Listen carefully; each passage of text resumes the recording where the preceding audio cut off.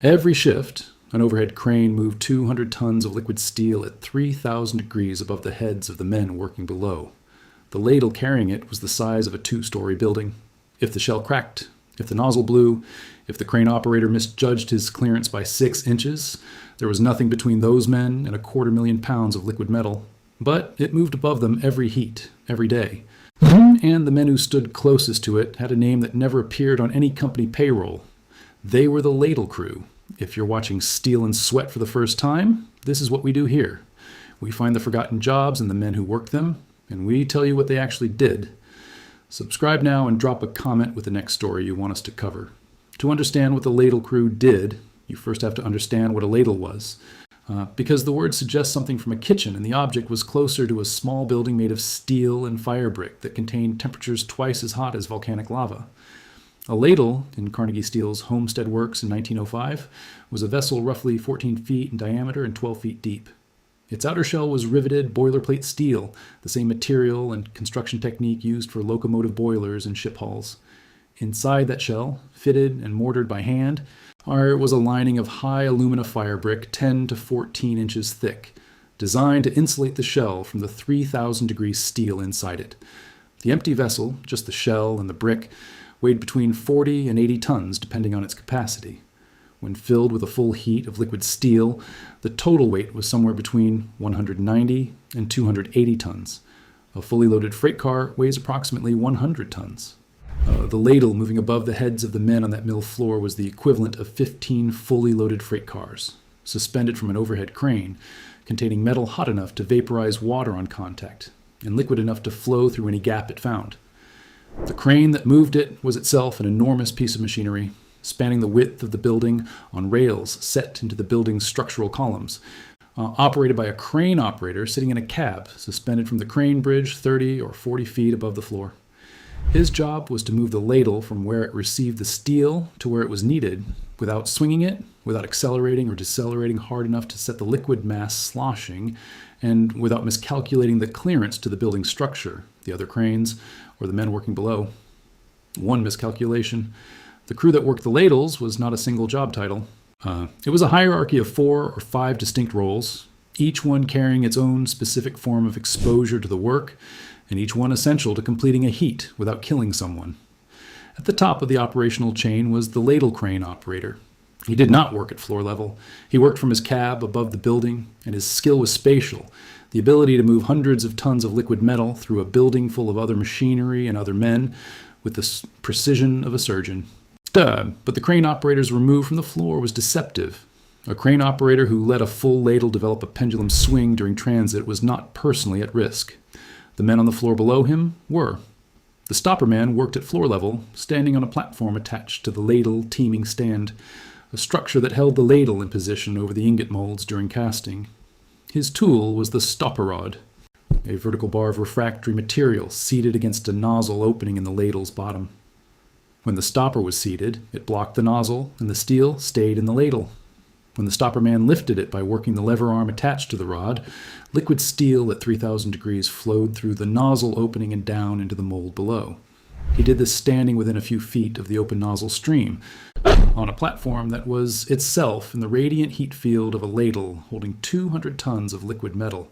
His protective equipment was a leather apron, leather gloves, and a face shield if one was available, which it often was not. His judgment about the pour rate, how far to lift the stopper and for how long, determined whether the mold filled cleanly or overflowed, and whether the steel ran where it was supposed to run. Below the stopper, man in the hierarchy was the nozzle man, whose job was to manage the nozzle opening itself, clearing blockages with an oxygen lance when the steel ran slow, and monitoring the nozzle seat for erosion. If the nozzle seat eroded during a pour, the stream would not cut cleanly when the stopper was set, and steel would continue running. A nozzle that would not close was a situation where the metal went wherever gravity sent it until the ladle was empty or someone intervened. The nozzle man was the person who intervened. Understanding the failure modes of a ladle is understanding why the men around it were in constant danger that was invisible to anyone watching from a distance. A ladle moving across the mill floor looked controlled, mechanical, routine. But the ladle was a vessel under extreme thermal stress, operating at the limit of the materials it was made from, and it was showing the cumulative effects of every heat it had already processed. The fire brick lining was the critical structural element, and it degraded with every heat. Liquid steel at 3,000 degrees was not chemically inert in contact with the refractory. It eroded the lining slowly, wearing the brick thinner at the bottom and at the nozzle area where thermal and mechanical stress concentrated. A new lining was good for 30 to 50 heats before it required full replacement. But between full relinings, the ladle received partial repairs called patches, where damaged sections were replaced piecemeal between heats while the ladle was still warm. But partial repairs introduced their own failure mode. A patch of new brick next to old brick had a different thermal expansion coefficient. When the ladle received a new charge of steel, the new brick expanded at a different rate than the old brick around it, and the joint between them was a potential crack initiation site. Well, a ladle that had been patched multiple times in different areas had a patchwork lining with multiple joint zones, each one a potential failure point that the men working around the ladle could not see and the maintenance crew could not reliably predict. The failure that produced the most sudden and catastrophic result was the bleed out.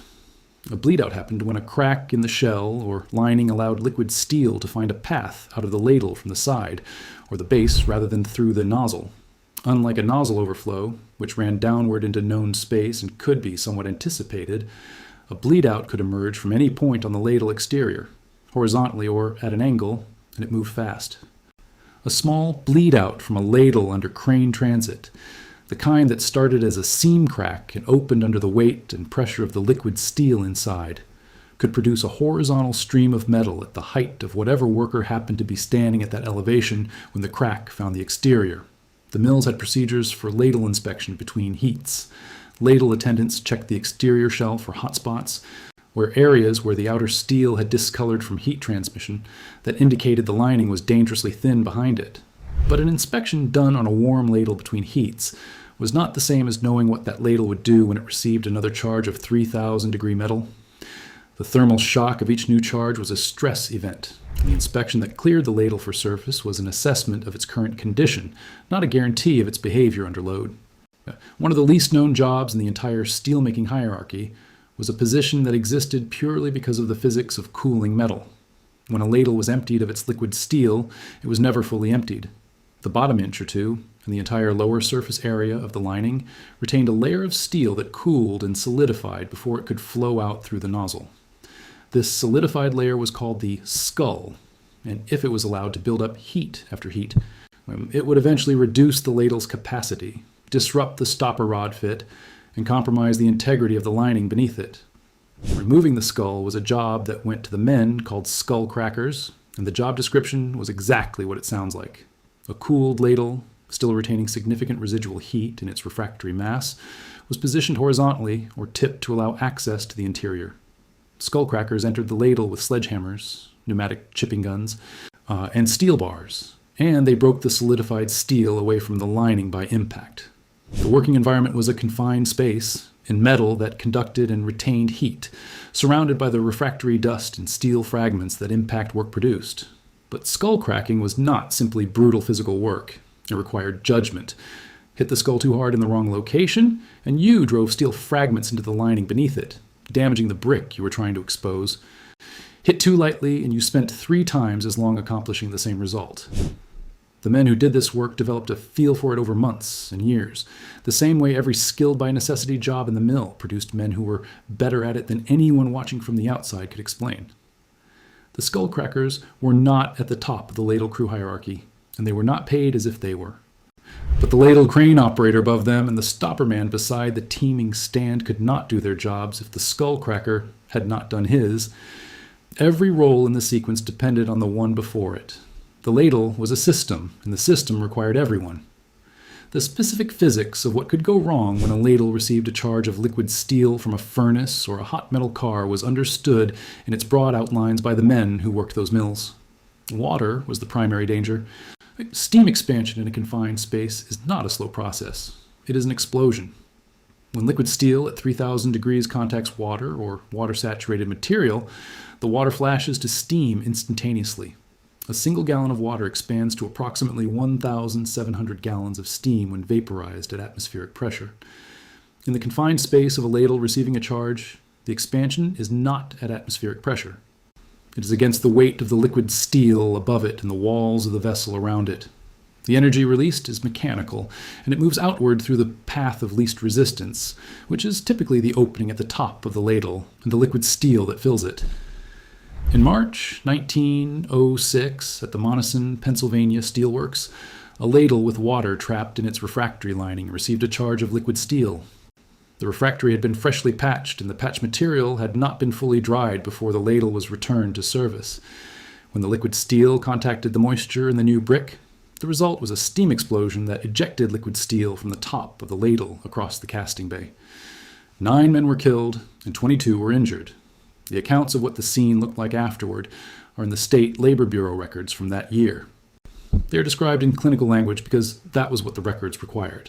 The human detail was present in the testimony of the men who survived it and in the coroner's findings. The Monison disaster was not unprecedented. Steam explosions from wet refractory lining were a documented and recurring failure mode in steelmaking ladles throughout the late 19th and early 20th centuries. The industry understood the mechanism. The prevention was simple: dry the lining completely before putting steel in it. But drying a freshly patched ladle completely required time, and time in a mill operating on a continuous heat schedule was production. A ladle that was cycling back to service an hour earlier than it should have been was a ladle that had generated an additional heat of product. The accounting that led to the Monison disaster and to the dozens of less documented incidents like it was the same accounting that ran every other element of those mills. Could you imagine being the man who patched that ladle and sent it back to service? The choice was not made by a villain. It was made by someone who had done the same thing on a different ladle 40 times, and it had been fine. The physics did not change, but the moisture content of that particular patch on that particular day was slightly higher than it had been the other 40 times. The variable was invisible, and the outcome was 9 families without their men. If you're finding this history as gripping as anything we've covered on this channel, hit subscribe right now and leave a comment below with the next industrial story you want to see. To understand what this work meant at the level of a mill's daily operation rather than a single incident, consider the scale at which Carnegie Steel's Homestead Works ran its ladle fleet in 1905. Homestead was not one furnace and one ladle. It was multiple open hearth furnaces running parallel heats, each one producing a charge that needed a ladle, each ladle needing to be in position when the heat was ready, and the overhead crane system coordinating all of it simultaneously. Approximately 30 ladles were in active rotation at Homestead in 1905. At any point in the operating day, some were receiving charges, some were in transit under crane, some were at teeming stands being poured, some were cooling between heats, and some were in the maintenance area being skull-cracked, relined, or inspected. The men who managed this rotation, the ladle attendants who tracked which ladle was ready for which furnace, did so without computerized tracking systems or modern logistics software. They did it with chalkboards, shift handover notes, and the accumulated knowledge of who had last used which ladle and what condition it was in when they were done. The men on the crane were coordinating with the men on the floor through hand signals and shouted instructions in a building where the ambient noise level of running furnaces and machinery was high enough that normal conversation across a work area was impossible. The ladle crane operator, 40 feet up in his cab, could not hear a shouted warning from the floor below him. He relied on the signal system and his own vision of the space he was moving through, but his visibility from the cab was not complete. The ladle itself blocked his view of the space directly below it. A worker on the floor who walked into the path of a transiting ladle because he did not hear the crane horn or see the movement was in a position the crane operator could not see. The geometry of the machine created a blind spot at the most dangerous location, directly under the load. The men who worked the mill floor developed their own awareness of when cranes were moving and in what direction, the same way anyone working in a physically dangerous environment develops spatial awareness of the hazards specific to that environment. But awareness is not protection. It reduces the probability of a bad outcome. It does not eliminate it. And in a building where 30 ladles were cycling continuously, the probability that a piece of the floor was under a transiting ladle at any given moment of the working day was not a remote one. The wages paid to ladle crew members in 1905 reflected the hierarchy of skill more than the hierarchy of risk.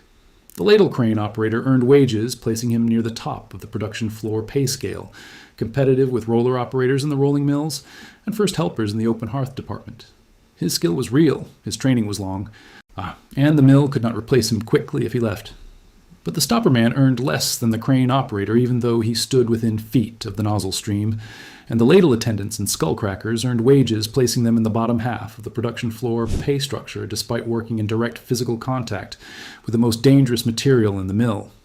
The men who filled those lower positions were drawn from the same immigrant labor pool that filled the rest of the dangerous bottom-tier jobs in Carnegie, Jones, and Laughlin, and National Steel operations in Pittsburgh and the surrounding river valleys.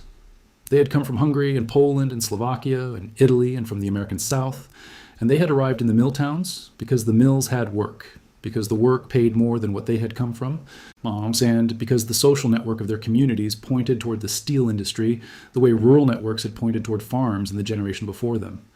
They did not know, when they arrived, that the job they were going to would put them in the ladle bay. They knew it was steelwork. They knew it was hot and heavy and that men got hurt. But the specific reality of standing beside a 200-ton ladle of 3,000-degree metal, all holding a lever that controlled whether that metal ran where it was supposed to run, was knowledge that arrived on the job rather than before it. And by the time they knew what the job was, they needed the wages it paid. John Fitch's 1910 labor study of Pittsburgh steel documented that the men in the ladle and casting department were among those with the highest rates of what the study classified as burn injuries of a serious nature. Defined as injuries requiring medical attention beyond what the mill's first aid could provide. The distinction matters because the burn injury rate that appeared in the formal statistics was a filtered number. Minor burns, the everyday burns from steel spatter and radiant heat that a ladleman accumulated across a shift the way a construction worker accumulates scrapes, were not counted. What was counted was what sent a man to a hospital. And the number that appeared in the hospital column was high enough that it appeared in Fitch's study as a notable finding. The actual moment of casting, when the stopper man opened the nozzle and the heat poured into the ingot molds below, was the culmination of everything the ladle crew had done to prepare for it. And it was the moment when most of the variables they could not control were operating simultaneously.